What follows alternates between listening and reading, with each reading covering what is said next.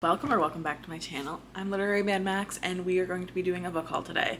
It's been like 6 months since I've done a book haul and it is just not like feasible at this point because I've acquired so many books. Oops, that I can do all of them. I'm gonna do maybe like the last 4-ish months. Maybe it's only 3. I hope it's not just 3, but it's still around like 70 books, which is a lot of books.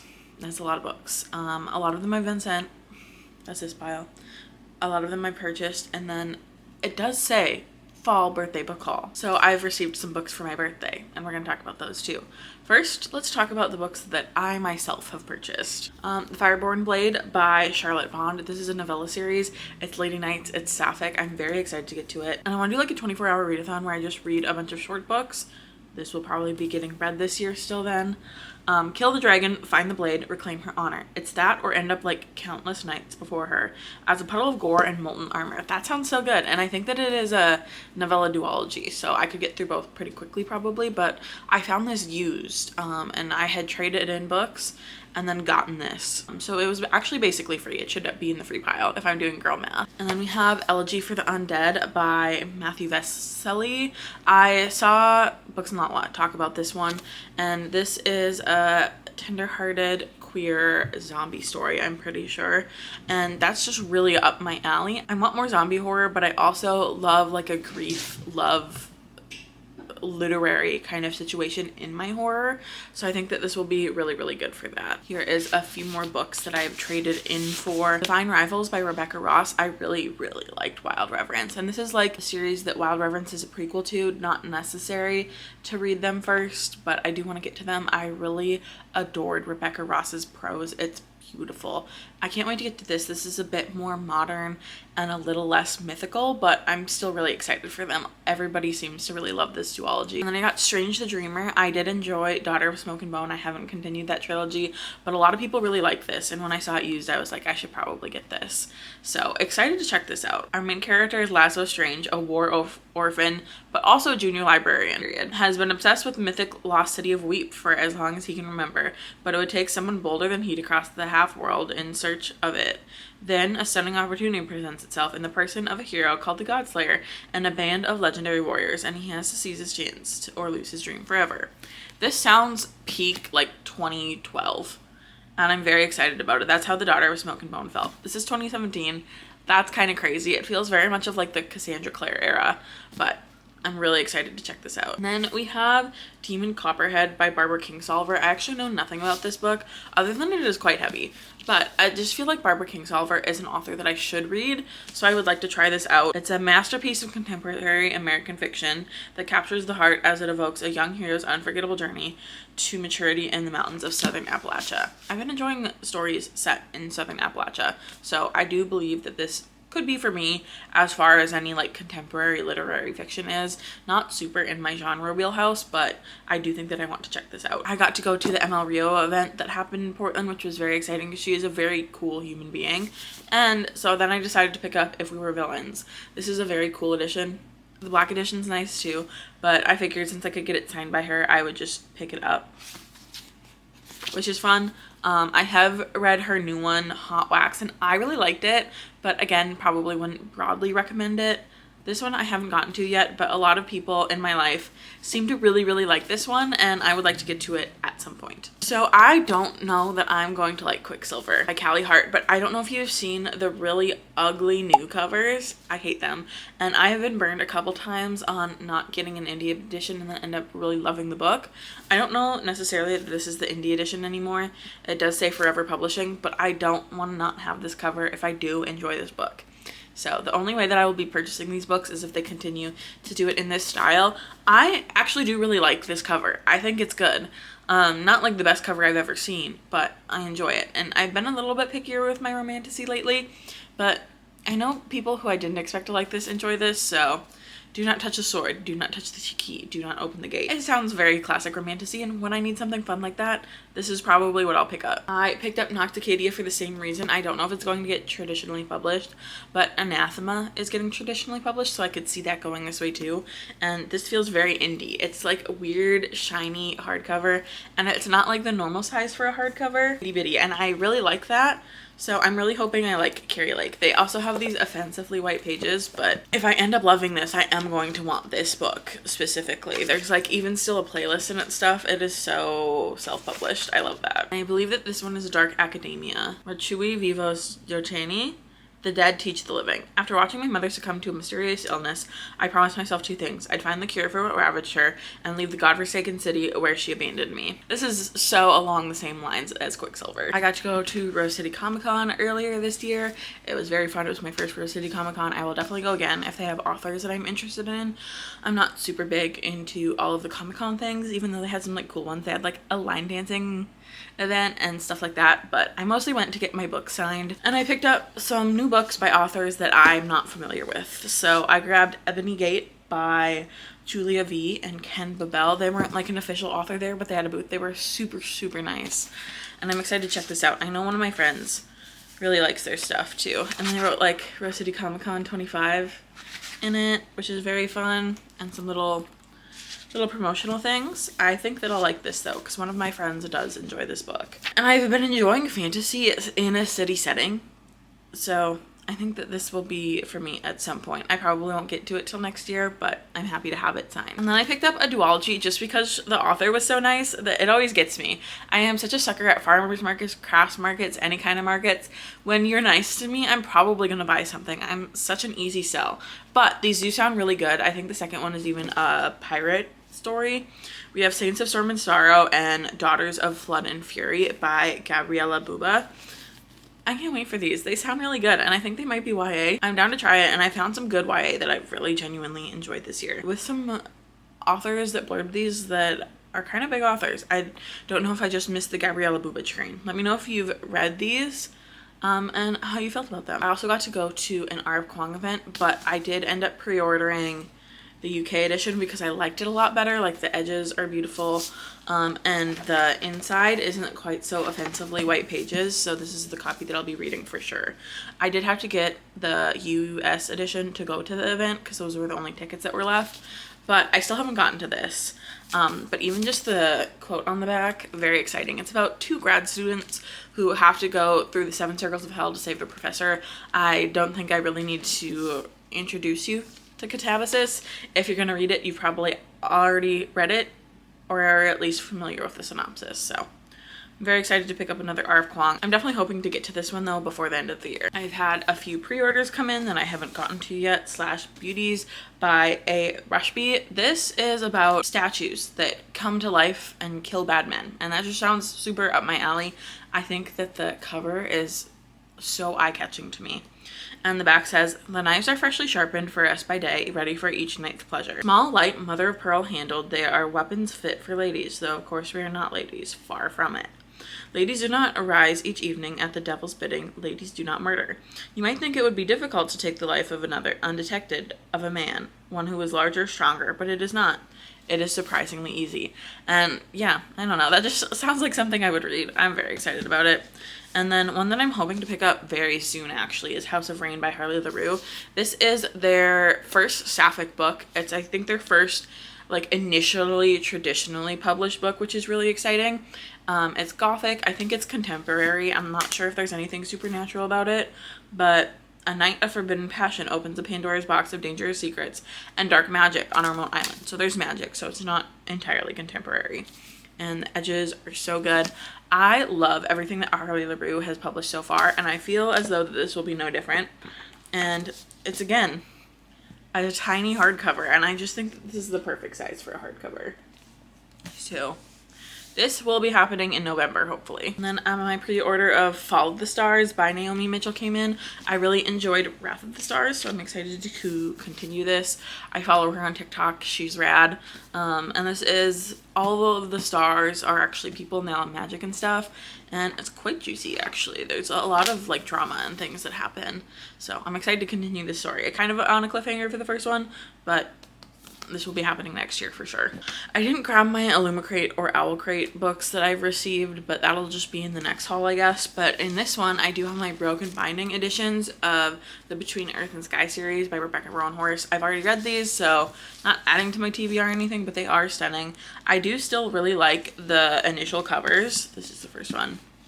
But the sprayed edges are really nice, and I'm really happy to have them. I love Rebecca Romantassy's writing, and she deserves these special editions. They're stunning, as are the books. I also subscribe to Twisted Retreat, which is a horror box, and I get the box with the trinkets. I think I might switch to move over to their waitlist for just the book. I originally subscribed to get the special edition of Blood Slaves, which I haven't even read yet, but it's kind of an expensive box, and I don't necessarily need all of the trinkets that I get every month. I like a lot of them, but you can also buy them separately after the box has gone out. So I think I'm just going to sign up for the waitlist for the box, because the books are also beautiful, but that's kind of all I think I want. The only one that was already really on my radar was The Bone Drenched Woods by L.V. Russell. This is so beautiful. That's the, I think, published cover. And then this is the underneath, which I really like. Carve the bones, 1 for the gate, 1 for the door, 2 for the mantle, and 3 for the floor. I'm not entirely sure what this is about, but it is also kind of a small book. So 280 pages. This actually looks a lot smaller than 280 pages. And then this one is the author that I had heard of before, An Evil Premise by T. Marie Vandelli. I haven't read anything from this author yet, but this book is really cool looking. We'll see about that. I do want to read it eventually, but it's not top priority or anything for me. This is a mind-bending, thrilling meta-novel about possession, insanity, and the lengths a writer will go to find inspiration. I don't always love books about writers, especially like horror books. Like, I'm not really super interested in that, but I'm still gonna try it. And finally, we have Trading Bullets with the Dead by Kirsten Cross and Mark Stensland. I had not heard of this one at all. I do like the black on black. You can kind of just see your reflection because the plastic is still on it, but it's like matte black on black, and it has the edges. I like the construction of this book, but still have no clue what this book is about. I'll find out eventually. I got my shelf trophy of Wild Reverence by Rebecca Ross. This is a 5-star read for me. It's so beautifully written. I liked it a lot. I liked that there were consequences to the characters' actions. Despite having lower chances for mortality and stuff like that, there were still consequences. It was very good. It was a 5-star read for me. And the only other book I think in this stack that I've read was Book Club's pick for October, Something Wicked This Way Comes. I gave this 2 stars. I did not care for it at all. And then at that book club, Tyler, one of the people that is very much regular at the book club, gave me Small Town Horror by Ronald Mulvey. I really liked Senseless earlier this year, and this seems to be a lot of people's favorite.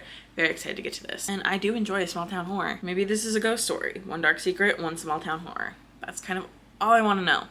I don't need to know more.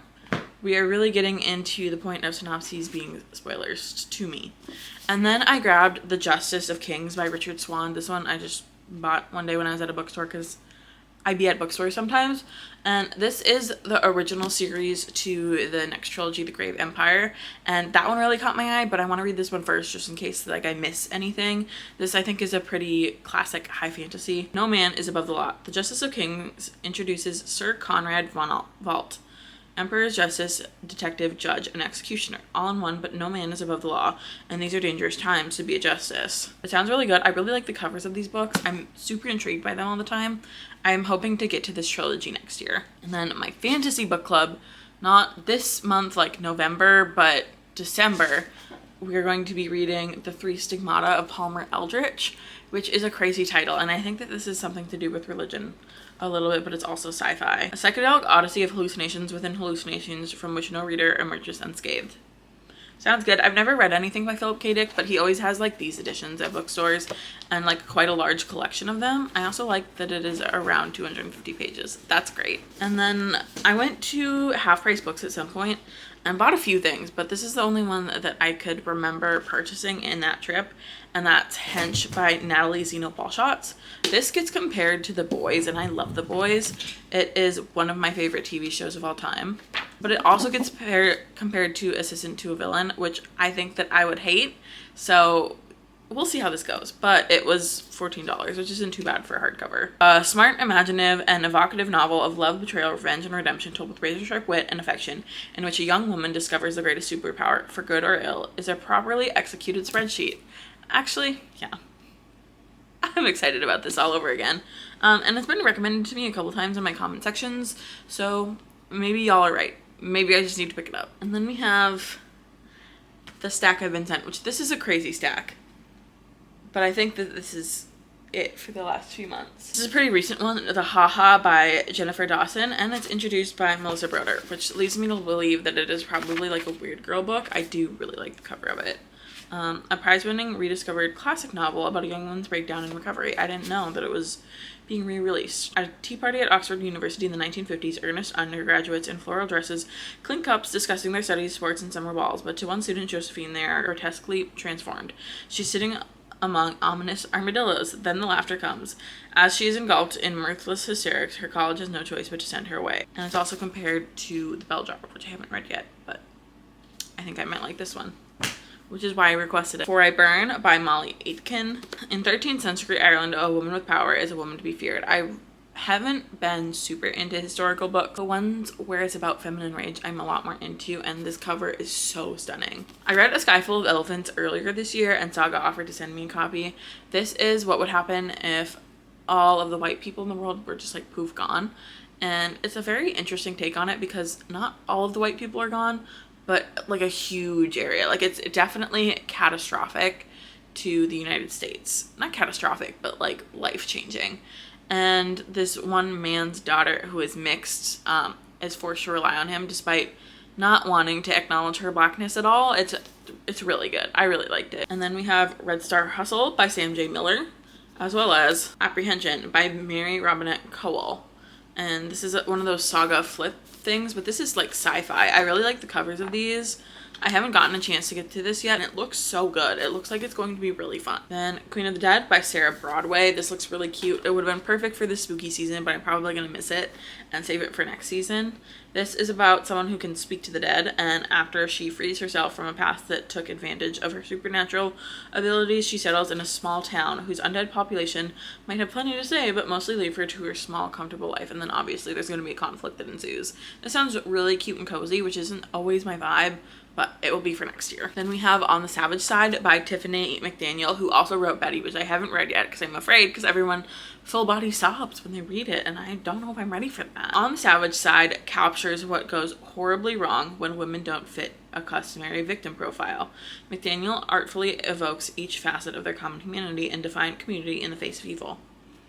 That sounds really good and timely, and I know that Tiffany McDaniel can write a freaking book just based off of people's reactions on things, so I might get that into November because it is written by an Indigenous author and it is Indigenous History Month in November, but I do kind of have a stacked end of year and I can read it at any point in the year. I was sent a copy of The Second Death of Locke. This was probably going to be one of my favorites of the year. I really like it. It's about a woman named Gray who is Kier's well, she's a source of power, he's the one that can use it, and they've been a duo and they have to go on this quest, and she's been in love with him forever but is afraid to confess it, and also has this big secret. It's so good. I liked it a lot. I can see how you might not like it, but I really liked it. This is a 5-star read for me. Daw sent me a couple books which I have yet to check out. I'm about halfway done with House of Dusk by Diva Fagan. This is a sapphic story about like a bodyguard / knight and someone who's not that. I was enjoying it the first half, but I just got busy, so I will probably have to reread the first half and go back to it, but so far the vibes are good, but I'm not committing to it as of yet. And then they also sent me The Servant Called Mercy by Roanne Lau. This is The Witcher meets Squid Game in this Malaysian Chinese-inspired epic fantasy novel where a debt-ridden slumdog joins an illegal monster fighting arena for some fast coin, but quickly learns that the most dangerous beasts are outside the ring. That sounds great. I love like a black market centered fantasy or something along those lines. It's just really good for me. It's definitely my vibe. Then Saga sent me the Day and Night flip book as well. This is a short story collection. There's a lot of good authors on this. There's Nathan Ballingrud, Stephen Graham Jones, Eric LaRocca, Josh Mallerman, and Rachel Harrison are the ones that I recognize, but I'm excited to check more people out, and this is just fun. And I hope that they're themed. Yeah, this is a good time. And it was an ARC, but it was sent to me after the date of publication, so I didn't feel a need to get to it super immediately, but I would like to get to it before the end of the year. And then I did a bit of a deal with author Vanessa Lilly and got the first 2 books, and they are like signed and personalized, which is really nice, and I got some little like promotional things as well. These are thrillers about Sid, who is like like what Bones does, an anthropologist, and investigates crimes against what seems to be indigenous women based on the synopses of both of these. The Bone Thief just came out like very recently, but I'm excited to get to both of these. I love Bones. I have rewatched Bones except for one very specific episode so many times. And so I'm excited to get to these. And I've also heard that they give Karen Slaughter vibes, and Karen Slaughter is one of the only thriller authors I'd say that I like pretty consistently enjoy. So these have just like such a high potential of being 5-star reads for me. I'm very excited to get to them. I won a giveaway with these both say Mira, but I'm pretty sure it was Harlequin Trade Publishing, and they just gave me 4 different arcs and were like, if you don't want them, pass them on, but if you do, great. And I kept 2 of them. One of them I've already read, one of them I haven't. This is Bat Eater, another name for Cora Zhang. This is going to be on a lot of people's favorites. This is so good. This is about a crime scene cleaner who's also seeing her dead sister during the COVID pandemic in New York City, and she is getting a lot of hate that is race-based. And this is the original cover that it was supposed to have, so I'm super excited to have this because I like this cover so much better. The US cover is by far the worst cover that this book has had, which is really unfortunate. And then I also got Beast of Caraval by Rosalie Rodrigo. I've heard a lot of people do like this book, so I'm excited about it. When night descends, El Carnaval de Vicious rises. I actually don't know if I need to know more about this. I don't want to read the synopsis. I was supposed to do a buddy read in October of this book, and I just kind of missed it. And I feel really bad. I've been really bad about buddy reads lately, but I just did not have the brain space to read a lot of books with a lot of people, and I feel bad about it, but I want to get to it before the end of the year. Scribner sent me Flesh by David Gillet. I think this is on the Booker shortlist, long list, one of the lists, but I also saw that Sid Bookworm did not like this. So I don't know if I'm gonna like this or not. The cover I just thought was so eye-catching, and I know that it's more literary. I know that's really not my thing, but I'm trying to push myself out of my comfort zone, and we'll see if I get to this one or not. They also sent me a finished copy of Daphne du Maurier's short story collection, After Midnight. I'll get to this at some point, but maybe before the end of the year. There's 13 stories in here. They're all kind of gothic, kind of in line with what she does. She's the author of Rebecca, which I also haven't read, also need to get to. I got on William Morrow's like weird girl horror lit PR list, which is the perfect list for me to be on, but they've sent me 4 so far. They're all arcs for next year. 2 come out in January, 1 comes out in February, and 1 comes out in March. I will talk about them in publication order. The first is Paper Cut by Rachel Taff. The cult shaped her, the story saved her, the truth bleeds through. A page-turning suspense debut about a woman infamous for escaping a cult as a teenager who finds her future threatened when dangerous secrets come back to haunt her. Perfect for fans of Jessica Knoll and The Girls. Neither of those things I've consumed, but this sounds really good, and I like the cover. Love a pink cover. And then we have A Beast Slinks Towards Beijing by Alice Evelyn Yang. This is a dark family saga that moves through the Japanese occupation of Manchuria, the Cultural Revolution, and the present day. 3 generations contend with the effects of inherited trauma and the inescapability of fate. I don't always love a 3-timeline, 3-character story, but I'm willing to try it. I've really hated it in the past, but also liked it. So we'll see where this falls. And then in February, She Made Herself a Monster by Anna Kovacheva comes out, and I think this one may be the one that I'm most excited out of the 4. Heady, dark-hued gothic gem of a debut novel in 19th century Bulgaria.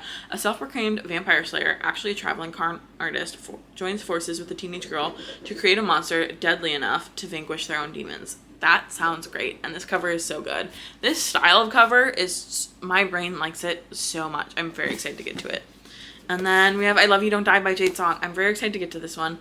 This is by the author that wrote Chlorine, which I have and have not gotten to. Who's surprised? This is a literary exploration, a lyrical, poignant, and heartfelt novel about the meaning of love, friendship, debt, depression, and death in New York City. A coming of age for a new generation in the vein of Sally Rooney and Otessa Moshfegh, which I feel like those 2 authors are pretty different, but I also haven't read from either of them, so maybe I'm just not catching the right vibe. They sent me The Salvage by Anbar Salam, and I haven't heard a ton of people like this, but the people that I have heard talk about it love it. This is a historical sapphic horror that leans really literary, I think, and is like water horror. I'm very excited to get to this one. I want to get to this one before the end of the year.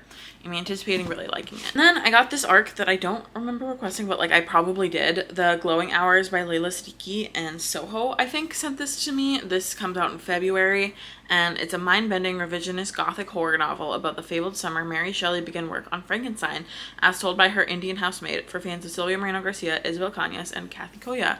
I like all of those people. I'm super interested in this. It sounds really good. I love the cover, and I'll report back on if it's good or not. And then this one I'm a little bit less excited about, but I'm going to try it. This is Dogs and Monsters. It's a short story collection from Mark Hayden, who is the author who wrote The Curious Incident of the Dog in the Nighttime. I don't actually really know what this is about at all. I think I just knew the book and asked for the short story collection, maybe. I don't remember asking for this one either. It might have just gotten sent to me. It happens sometimes. I don't necessarily need to read it. And I got this really big box from Little Brown, but specifically Mulholland Books. And I only had one of them already. It was like a horror box. He sent me some candy too. It was really cute. And the one I already have is Salt Bones by Jennifer Given. This was an Aardvark pick. I'll be talking about Aardvark later. If you want your first book for $4, you can use code MADMAX. And it's free shipping too. And $4 for a really nice hardback. Can't get that anywhere. But this is a historical horror about a generation of women just trying to survive. I'm pretty sure. I'm very excited about it. I will be passing this copy on to somebody else since I already have a copy of it. But for the ones that I don't have, Petty Lies by Sumi Bach. This sounded really good, and it will be out in November. Two women find themselves locked in a frightening cycle of vengeance and comeuppance over the ones they've sought to protect and to wound. Sounds great. And then Zero Saints by Gabino Iglesias. This is the first novel from him. I haven't read anything by him yet, so that's really exciting. This is contemporary horror fiction. A drug dealer's life takes a lethal turn when an unknown gang with seemingly supernatural abilities arrives on his turf. Sounds great. And then Odessa by Gabrielle Scher. This comes out April of next year. In a powerfully reimagined Russia at the height of the pogroms, a grief-stricken family turns to ancient magic to bring their daughter back from the grave. That also sounds really good. That sounds right up my alley. I'd probably have picked that one up on my own. And then we have A Particularly Nasty Case by Adam Kay.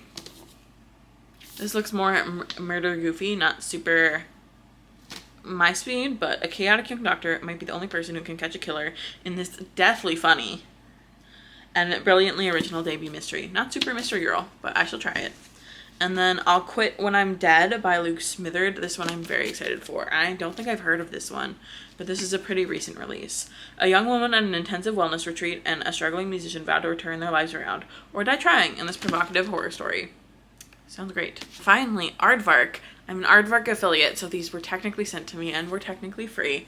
And I do make a little bit of money when you use my code, so if that bothers you, definitely don't use it. But if you do want your first book for $4, just saying, it's there. I have a short story collection, which I can't find where I put that they like published, which is super cool. Stephen Graham Jones wrote a short story for it. It looks very, very good. I put it somewhere. I will be getting to it as soon as I can. But then I also picked up Bride and Mate so that my copies matched, because they have these really beautiful ombre covers, and Ali Hazelwood wrote these. They are werewolf romances, and if anyone tells you that these are a megaverse, they're lying, and they don't really know what a megaverse is. They don't know a megaverse like I know a megaverse. And then finally, we have the birthday book haul part of the birthday book haul. A few people sent me things off of my wish list. Sonia on TikTok sent me 3 books, that's just like so generous. The Between by Tin Nana Review, I'm super excited for. This cute little paperback, I can't wait. And then Pet by Catherine Chigi. This is about a young girl who starts like a not so good relationship with her teacher, and Rachel J Reviews recommended this to me on TikTok, not me specifically, just in general. And then I'm pretty sure I saw Sid read The Cabinet by Eunsu Kim.